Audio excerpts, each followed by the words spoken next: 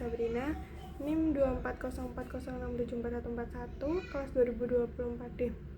Di video kali ini, untuk memenuhi tugas mata kuliah Kepemimpinan dan Pengambilan Keputusan, saya akan membahas satu sosok legendaris yang saya rasa kita semua harus belajar dari beliau. Beliau adalah Nelson Mandela. Bukan cuma soal politik, tapi bagaimana cara beliau memimpin dengan hati untuk menyatukan bangsa yang pecah. Mari kita bahas. Nelson Mandela lahir pada tahun 1918 di Afrika Selatan. Ia dikenal sebagai aktivis yang memperjuangkan kesetaraan hak bagi masyarakat kulit hitam yang pada saat itu mengalami diskriminasi dalam sistem yang disebut apartheid. Apartheid adalah sistem pemisah ras yang diterapkan oleh pemerintah Afrika Selatan, di mana masyarakat kulit hitam tidak memiliki hak yang sama dengan masyarakat kulit putih, baik dalam bidang politik, ekonomi, maupun sosial. Karena perjuangannya melawan sistem tersebut, Mandela ditangkap dan dipenjara selama 27 tahun. Meskipun mengalami tekanan dan penderitaan yang panjang, ia tetap mempertahankan komitmen untuk memperjuangkan keadilan dan kesetaraan. Setelah dibebaskan pada tahun 1990, Nelson Mandela kemudian terlibat dalam proses transisi politik di Afrika Selatan. Pada tahun 1994, ia terpilih sebagai Presiden Afrika Selatan yang pertama melalui pemilihan umum demokratis yang melibatkan seluruh warga negara tanpa memandang ras. Sebagai presiden, Mandela menghadapi tantangan besar karena masyarakat Afrika Selatan pada saat itu terpecah akibat konflik rasial yang berlangsung lama. Oleh karena itu, fokus utama kepemimpinannya adalah mencapai rekonsiliasi nasional, persatuan, serta membangun sistem pemerintahan yang lebih demokratis dan inklusif. Gaya kepemimpinan yang digunakan untuk menganalisis Nelson Mandela adalah kepemimpinan transformasional.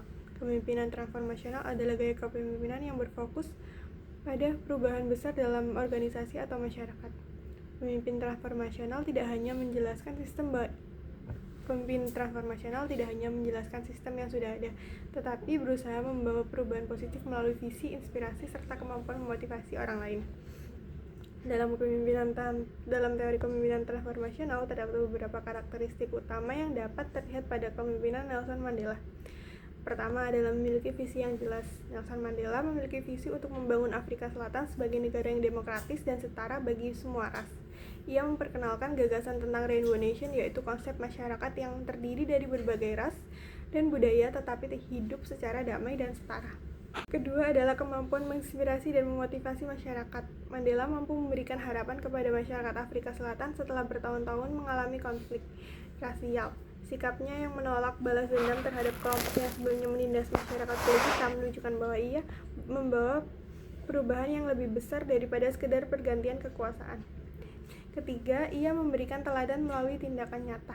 Salah satu contohnya adalah ketika Mandela mendukung proses rekonsiliasi nasional melalui pembentukan Truth and Reconciliation Commission, yaitu lembaga yang bertujuan untuk mengungkap pelanggaran hak asasi manusia di masa lalu dan mendorong proses perdamaian nasional.